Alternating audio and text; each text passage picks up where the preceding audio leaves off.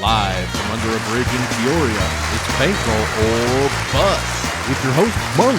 Hello and welcome to the debut episode, the world's first MMA gambling, MMA betting show, if I could even speak my own show, Bankroll or Bust, right here on the Monk Maddox channel. I am your host, Monk, and I have three fantastic contestants next to me. We've got Finesse the Books, we've got at Gordo Gambles, and we've got Patrick, aka Addicted to Combat. Some super heavy hitters and at least one heavy lifter. Let's get started. Finesse, how are you doing? What is going on? And please plug anything you'd like right at the beginning of this show. Oh yeah, I'm not a big plug. I'm excited to be here. I appreciate you for having me. I think this is a dope concept. I'm excited for this. I want the crown. You know what I'm saying? This is my first time interacting with a lot of y'all, so it's nice to meet y'all. It's an honor to compete against y'all. You know what I'm saying? But I'm coming for the jugular. You know what I'm saying? I want to be the first reigning, defending, undisputed Bankroll Bust champion. So I'm excited. Great concept. We're gonna have some fun tonight. I'm excited. Hell yeah, I got to get a belt going on or something. We got to get something going on. Yeah. FedEx that shit around the country. Gordo, what is happening? Please plug everything. And how excited are we? Are you at least more excited for this than your finals coming up next week? Oh, that's for sure. No, it's a good place to be, especially on a great card like this for UFC 300. I think you pick the perfect card to start on. You got a good panel, got the good looks above me, we got the strong man below me, and then you got the mix of both of them right here. So we're here for a good time, right? No, I'm just messing everybody. But you can find all my work at the Plays and Fades YouTube channel, on Twitter at GamblesGord. We have ourselves a great card, and I'm excited to not only talk about these fights, but duke it out with both you guys. It should be a great one. I'm looking forward to it. Absolutely. And last but certainly not least, coming from the shadows, Patrick, Addicted to Combat. Welcome. Thank you so much, man. It's been too long, and I really appreciate you coming on. Please tell the people what you're up to and how are you looking forward to this one. Yeah, man, the honor is all mine, Monk. It's very good to be here back again. I don't make a lot of appearances on the Twitter or the YouTube these days. It's been a while, so my name is Patrick. For those of you who don't know me from Addicted to Combat, I used to run a channel and a podcast for a couple of years. Had to step away last October for some, just work-related things. I don't have the time, but I've still been gambling my ass off. I've still been researching every single fight, and I can't wait for UFC 300, man. It's been since 2009, since UFC 100, dude. I was still in high school at that point in time, and now I'm an old man at UFC 300. God only knows if I'll be alive for UFC 400, but, man, every fight on this card is a fucking banger, so I'm excited to compete here. Well, hopefully with the help of science, Jim Miller will be back for UFC 400. We'll just have to see about that. Very quickly, we already did a draft order, guys. It is a snake style pick order. If you don't, want to read all this, just tune into the show and you'll get the flow. Should be super easy. Finesse, number one pick, Gordo, and then Addicted on third, snake style. So Addicted will pick twice, then he'll wrap back around. Each contestant gets $1,000, $50 minimum for 4 wagers that go into 4 different categories. You must fill each category. Let's see. And most importantly, after each contestant picks a fight from this board, the fight is no longer available to be wagered on. So that's the main thing here. Should keep it interesting.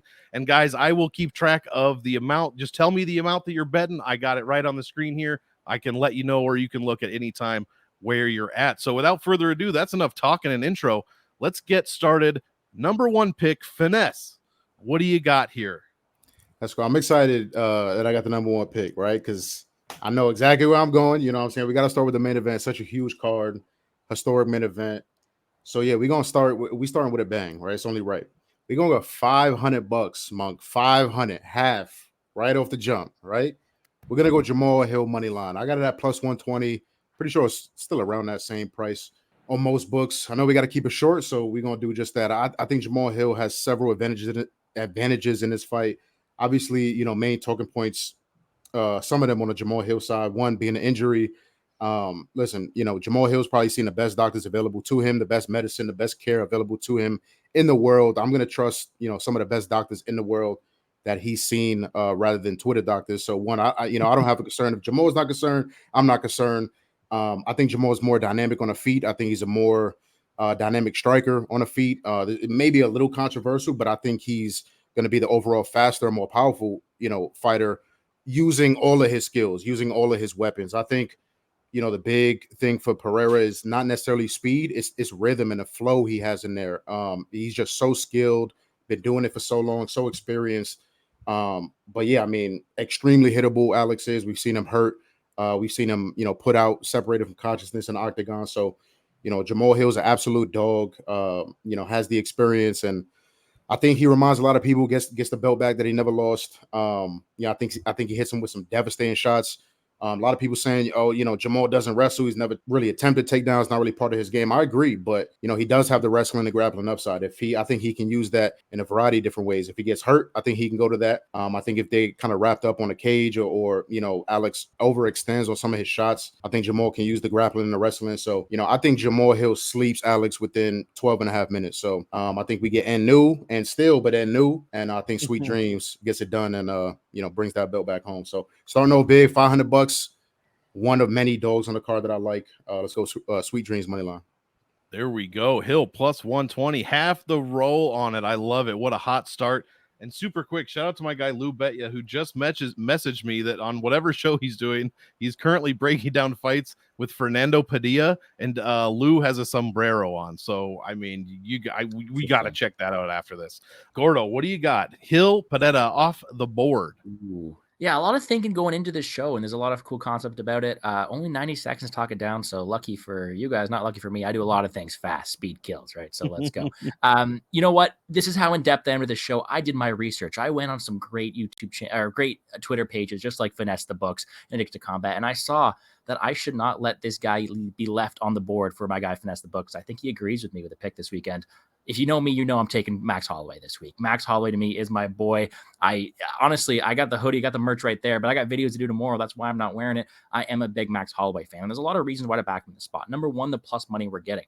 Personally, I do have a decent number on the spot, but he's still sitting around plus 150. He's a guy who not only will be in the fight for all 25 minutes, but he throws a ton of volumes. He will be very aggressive in the spot. And when we have a fight that is projected to go 25 minutes, I don't think anybody can rival his volume. I don't think anybody can rival his durability. And I don't think anybody can rival his ability to go out there and fight in these close fights. If we have ourselves a 25-minute affair, I want the underdog who's going to throw more and who's going to react better to shots. You add in the fact that although he has lost, it has been a Volkanovski guy who's more of a technician. That's not Gaethje. Gaethje go out there and brawl, and Gaethje can be hit. Gaethje can be hurt, and I do think there are advantages for Max Holloway in the spot. I like him here. I like the plus money, and he's a guy who I think wins more often than not. Give me $250 on the man. $250 on Holloway's money line, plus 150. What a banger. So many great fights on this one. That's got to be at the top, towards the top of the list. You motherfucker. Gordo just knew somehow. I don't know, but I checked it, man. We're already starting over. I wasn't letting him in. Oh, I'm loving this shit already. Patrick, what have you got? Third pick of the night, first round. You get 2 in a row, by the way. Oh, okay. That makes me feel a little bit better since Gordo just came in and sniped one of my favorite plays. I also am on Max Holloway personally, and for the show, I was going to be on him as well. So good pick there. And we're going to be riding on the same side of that dog. But money line I've got up next then Jalen Turner at minus 225. And also, I don't mean to interrupt. You do not have to go in order. I know you're all picking money line. Okay, just to make sure. Okay, gotcha. Sorry to interrupt. Yeah, go ahead. No problem. Yeah, I'll still take Jalen Turner's money line. Anybody taking his inside the distance prop or his knockout prop, I think those are good bets as well. You can chop down that minus 225, get like a minus 165 on his inside the distance. And if you even want to narrow that down more, minus 130 on his knockout prop. But I think the money line is good enough with all of his physical advantages at the weight class. We're talking Renato Moicano, who's a guy, doesn't really have any dangerous threat on the feet. I mean, he is kind of a slick striker, but he wants to get the fight down to the mat, wrap up and, get the submission win, which is how he's done the large majority of his fights. But with the 6'3", the near 80-inch reach of Jalen Turner at lightweight, just absurd measurables and advantages there. And he's got a death touch as well. So I'll go ahead and put, a solid 500 on Jalen Turner's money line at minus 225. 2 big bets right out the gate. We love to hear it. Jalen Turner, man, that was awesome to watch at UFC Austin. What is your second pick? Second pick here, I'm waffling between 2 different picks. I'm actually going to go ahead and we can talk about the co-main event, which is the Women's Strawweight Championship. There is an angle I like there. I think this is a total dog or pass spot on the money line as far as that's concerned. I mean, you're talking about Zhang Weili, who has a lot of advantages, a lot of experience, but I think the money line's a bit disrespectful at like minus 510. So I'm not going that route. I am going to go a time prop though for the co-main event. I do like the over 3.5 for Wei Li and Yan Xiaonan, which is at -150 for a women's 115 bout to just go over that 3.5 round mark. I don't think that's a bad prop there. I mean, both girls are definitely improving. Zhang Wei Li has showed that she can wrestle now for 5 rounds if she has to. Yan Xiaonan definitely showing her improvements as well since she got ragdolled by Esparza back in the day. She's now going to have to play Matador, and I think she's a pretty decent distance striker. I think this fight is actually going to look a lot more competitive than that money line indicates when it's at striking range. I still think Zhang Wei Li wins the fight outright, but for this to go, again, women's 115 to go over 3.5, I think that's a good price tag at -150 there. I'll go ahead and put 250 on that. There we go. 250 on the over 3.5 co-main event at -150. Gordo, back to you. Money line's gone. Where are we going here? See, that's the risk, because one of my favorite plays in the entire card wasn't that co-main event. So I let it go. It's off the board. But you know what my favorite play on the entire card is?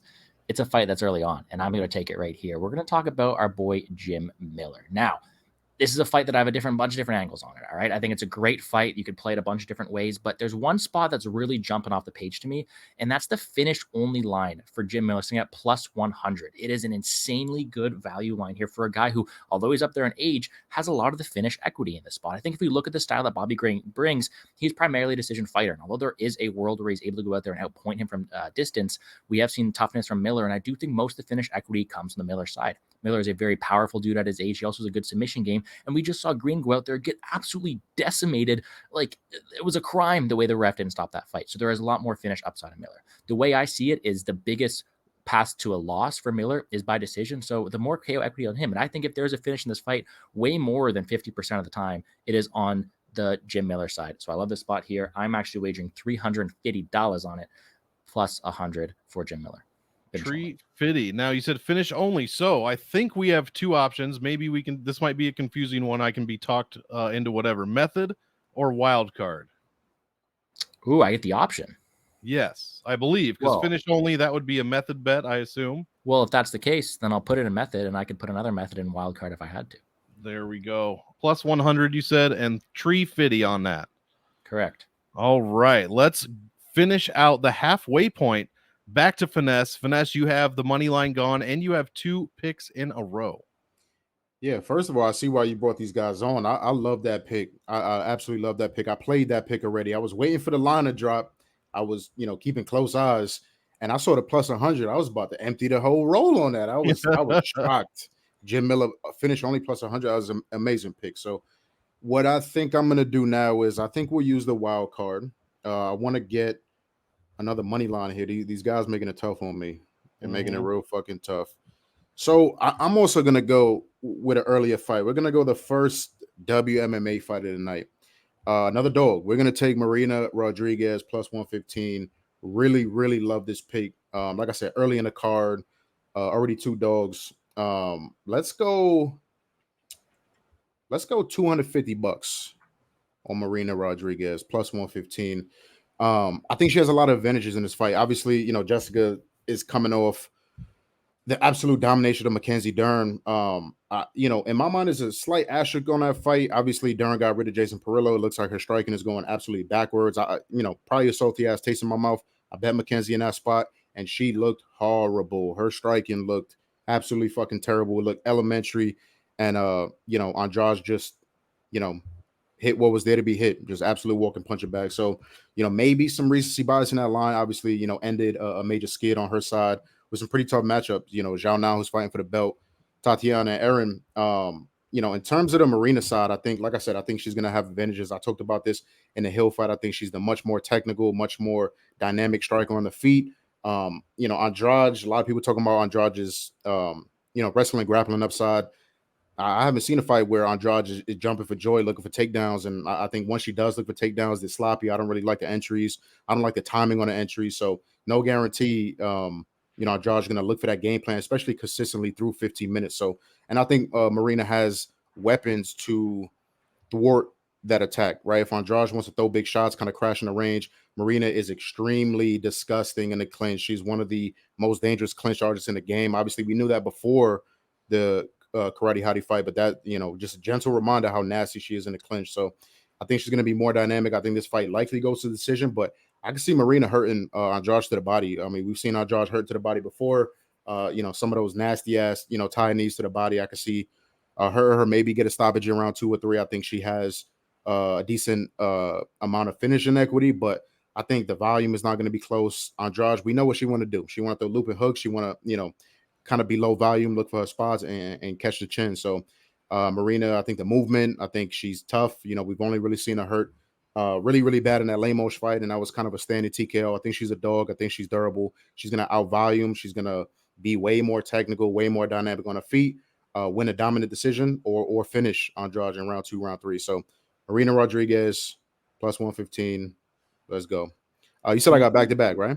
Yeah, super quick, though. We'll just recap halfway through. You've got 250 left. Gordo has 400, and Patrick has 250. And since I forgot, we do a tiebreaker here just in case something crazy happens. I need, real quick, the total significant strikes landed, Gaethje Holloway.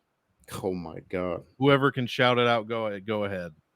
And it's gonna be closest to the number, whether it's over or under, unless we're exactly the same distance, then it'll be Price is Right rules. You boys got anything? 287. There we go. You were 2 off for my guess. I was going to guess 285. There we go. I only went with 87 because I got the Crosby jersey right there. Oh, that's crazy. Yeah, I think we get at least 3 or 4 rounds. So I'm gonna go 325. There we go. I love it, man. And for DraftKings, that just makes my heart beam because that's going to be a great fight. Finesse. There we go. The halfway point. We know where we're at. You've got a fight time prop and a method prop left. Why don't you go ahead? Yeah, so this is where it gets tricky right here. So let's see what's left. This is interesting. Yeah, I feel like a mad scientist right now. Yeah. You look like one too.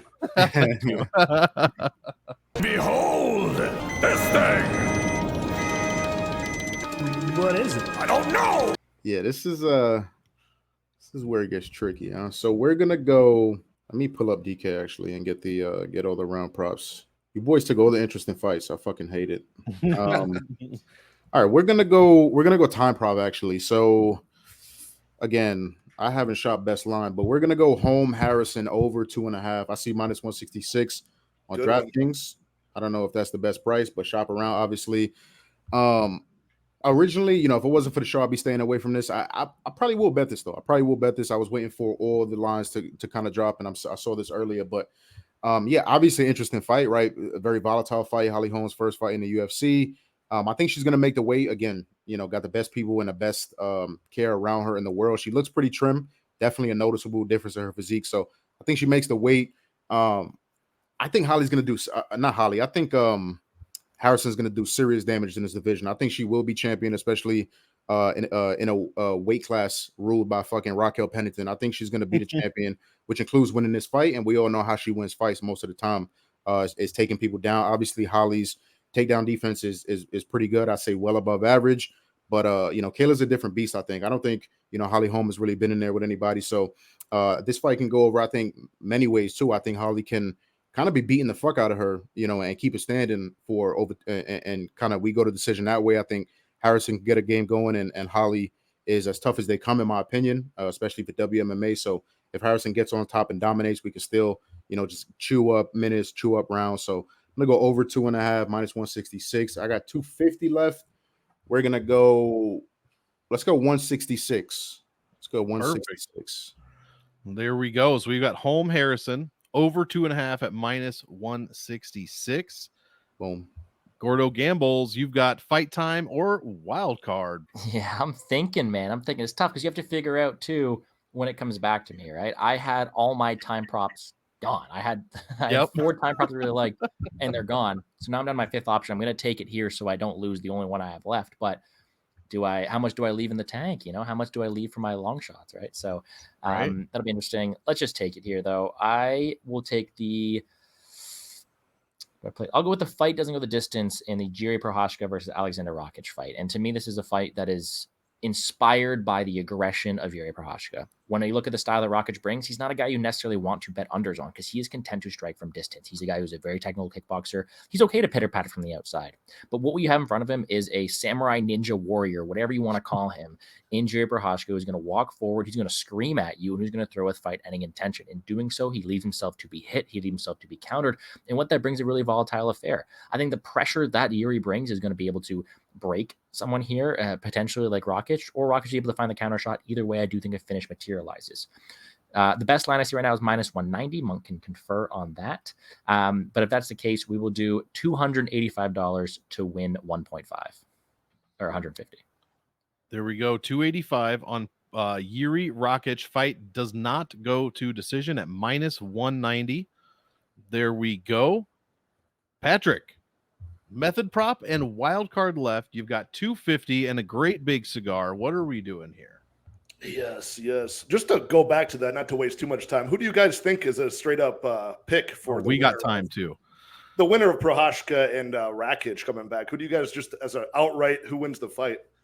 It's you like Yuri? I think I picked him too in my breakdown, but it's not what I'm saying with like a ton of confidence, right? It's a battle of aggression versus technicality, and more I like who aggression. I want to win, I think too. It's an odd fight, right? Because you haven't seen Rakic in a while, and he's such a measured fighter. But it's like what happens when Yuri really puts the pedal to the metal, goes at him. But at the same time, it's like you don't want to invest too much on Yuri because he's gonna put his hands completely down and just do something stupid. So it's gonna be a fun fight, but I think Yuri walks away with it. I agree. Let's see. I got a method or a wild card. I'm going to go a little bit more plus money prop on this one with a method. And it's one that's really going to hurt my heart and probably a lot of the viewers of this channel too, because one of my favorite fighters and favorite champions that I've made a lot of money on is fighting Charles Oliveira is fighting Arman Tsarukyan. But I'm going to use the method Arman Tsarukyan by decision at plus 325. I'll put 125 on that one. I just think that it's Charles Oliveira inside the distance, as 99.99% of his fights are inside the distance, right? He's probably going to either get the club and sub. I could see him, just catching Arman with his pants down with like a nasty check hook and then jumping on a guillotine. Something like that would have to happen. Or maybe Arman panic wrestles and get his neck caught in something. But more often than not, I think Arman Tsarukyan is going to have just all of the momentum in this fight with – he's not one of these one-dimensional fighters that Charles Oliveira has been kind of lording over, right? Like a Justin Gaethje who's going to throw bombs but not really want to wrestle. Dustin Poirier doesn't want to, advance in the ground with him at all, gets his back taken eventually. Michael Chandler, kind of the same thing, right? I mean, if you look at some of these wins for Oliveira, he's fighting these sort of, power puncher, meathead, one-dimensional types of guys. I mean, no disrespect. As soon as a guy is really well-versed in the feet, doesn't have any fear of going to the mat with him like Islam Makhachev, then things are different for Oliveira. He goes right back to kind of a more one-dimensional type of fighter, and Beneil Dariush knocks him out. I think Arman Tsarukyan represents more of a closer thing to like an Islam Makhachev, where he can out-wrestle him. He gets 1 million takedowns on average per fight. I mean, he's got power on the feet, and I think he's going to be able to just grab control time. Oliveira is going to be throwing up submissions, staying safe, and not getting his head pounded through the mat, but ultimately, I think at plus 325 for decision, Arman Tsarukyan, I think that's a good price for him. So $125 on that. There we go. Tsarukyan decision plus 325, and you have got 125 left over for your wild card. Anything goes in this category of the 4 fights left. My next up for that too? Yes, sir. It's your final pick. Oh, again, we've been pretty safe on this game show so far with some really smart picks, but they're all around like even money, slight chalk, slight plus money. I want to do something with this Calvin Kattar Aljamain Sterling fight, but it's such a weird fight, right? Like outright at money line, I'm picking Calvin Kattar. I think plus 145 is solid for a guy at his native weight class. He's durable. He's got good output. Even over 5 rounds if he needed to. Aljamain Sterling is, he's a solid grappler. He's got probably underrated striking, but he's winning fights by such narrow margins. It's hard to really back him. But the guy is just so lucky with winning these split decisions. Man, I don't know. It's like, is Aljamain Sterling's backpacking strategy, his control time strategy, is that really winning fights in 2024 in Vegas? Good point. I don't think so. But at the same time, man, something about the guy he just always gets lucky in these decisions. I think Calvin Kattar is going to get the output. One judge is going to like the wrestling attempts and the control time of Aljamain Sterling. I think we get a fight goes to split at plus 330, so I'll put the last 125 on that. Plus 330. Again, if you guys watching are feeling what I'm feeling on that, of course, you want to also chisel off some change on Kattar by split at plus 900 and Aljo by split at plus 550. But for the sake of this wild card category, just give me that plus 330 on the fight goes to split. I think one judge in Vegas will, love the backpacking game of Aljo, which I think he will have a lot of control time here. But ultimately, I think they're going to give the decision to Calvin Kattar, just landing more strikes and doing more damage. There we go. Gordo, nickel minus 2,500 is still on the board for your wild card. What do you think? You got $115 left. You could win a quarter off that. I don't know, man. The thing too is like, I wish I saved more money for this spot because my long shot or my longer odd plays are gone. So it's a pretty dull card with just these even. I kind of want some big plus money shots like Patrick did, but I'm at a spot now where I can't do it. Let's just try to be safe. Let's try to get a crown this week. Try to get a win. And I'm trying to figure out what fight I want to do it on. I think I'm going to go with the Bo Nickel fight for that one. We're just going to do fight ends in KO plus 125. To me, I've seen a lot of people on the Bo Nickel submission. I completely understand. That is definitely a path for it to go and all that kind of stuff. But when we're looking at where this card is placed, and we're looking at the chin concern for someone like Cody Brundage too, or even the path to victory, someone like Cody Brundage, I do think there's a spot that's going to have some positional ground and pound advantages or some even striking exchange on the feet. This is a spot that is going to be gaining a lot of attraction, and the big name like Bo Nickel wants to prove he's not just a wrestler, he can strike as well. I just think that not only is the advantage to strike and through the guy in Brundage, but also a spot where we've seen Brundage pounded out multiple times. She's been pounded out by Malkoon last time too, but he was KO'd by LSJ check down there. He's definitely someone susceptible to ground and pound, and Nickel has good ground and pound. I do think that is a path there for him. The only reason I'm taken by KO and not just Nickel KO is because it's like 15 points difference. Yeah. And what's the path to victory for Cody Brundage? It's a round 1 KO, which I don't think happens very often, but let's cover my bases a bit. Let's go the last 115 on that. Bit disappointed in my bankroll management, but happy with the plays I got out. There we go. Well, excuse me. I love that for DraftKings. We hope for the knockout always pays better, scores better for the most part. And with the final pick, we've got Finesse. You've got $84 left on your method prop. Yeah, I just want to say real quick too, again, amazing pick. Don't bet Bo Nickel by KO. I actually love that look too. I think it's kind of, what do you call it? Like you said, everybody's on the sub. I like the KO look, but don't bet him by KO. Just take the ends by KO, like Gordo mentioned. It's like what, 5 cent difference. So just you get all that equity in case Cody somehow fucking chins him. But anyways, I'm glad Gordo picked that fight because I want to go Figgy fight. Let's go Figgy Garbrandt. I'm gonna go Figgy round 1, round 2 KO plus 270 on FanDuel. Put the rest on there. Obviously, the chin concerns of Cody are well documented. We've seen him knocked out several times, hurt several times. Last 2 fights, I think, were kind of not tailor-made, but I don't think an accurate representation of where Cody's at in his career. Obviously, the Trevin Jones fight, both guys threw absolutely nothing. I think Trevin landed like 6 strikes going into the 3rd round, something crazy like that. Did literally nothing, so Cody can kind of just stay on the outside and style on him. And when the 3rd round came in that fight, the first real punch that Trevin landed, you still saw Cody kind of panic and his eyes fucking, deer in headlights. He's like, I need to go on my bike and I need to take this fucking guy down again. And by the end of that fight, we saw Cody kind of a little bit gassed, right? Trevin got top control, and I think he won the 3rd round on all 3 judges' scorecards. So, and that kind of leads me into the what do you call it? The advantages I feel like Figgy has in this fight. I think Cody looks a lot different when he's forced to be on his back foot a lot. I think Figgy's going to be obviously under pressure like we've seen him both at flyweight and in this division. When Cody's up against the fence, I noticed watching tape, Cody does a really good job kind of being slick and being elusive on the first couple of punches in the combination. But when he's against the cage, I think he struggles to defend those longer combinations and just defend strikes in general. So I think Figgy's going to put the pressure on like he does in every single fight.